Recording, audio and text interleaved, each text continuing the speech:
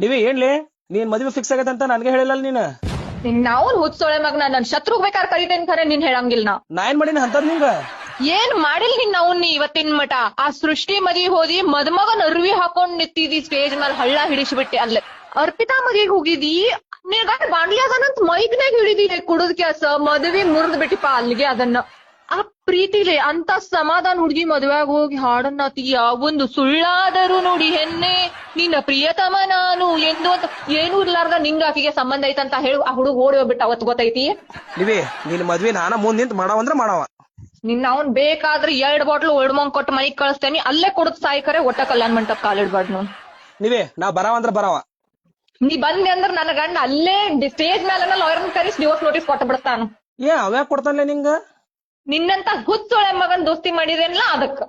ಕೂಚಿಕು ಕೂಚಿಕು ಕೂಚಿಕು.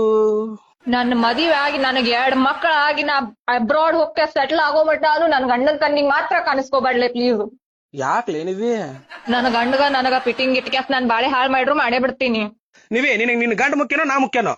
ಜೋಕುಮಾರ ನನ್ ಗಂಡನ ಮುಖ್ಯ ನನಗ ಅವ ನನಗ್ ದುಡ್ದು ಕುಂಡ್ರಿಸ್ಕ್ಯಾಸ್ ಹಾಕ್ತಾನ. ನಿನಗ್ ಕುಡಿಯಾಕ 300 ರೂಪಾಯಿ ನಾನ ಕೊಡ್ಬೇಕು. ನೀನು ಬೇಡ ನಿನ್ ದೋಸ್ತಿನೂ ಬೇಡ ನಡ್ದ ಬಿಡಿಲ್ಲಿಂದ ಇಟ್ಕೊಂಡ್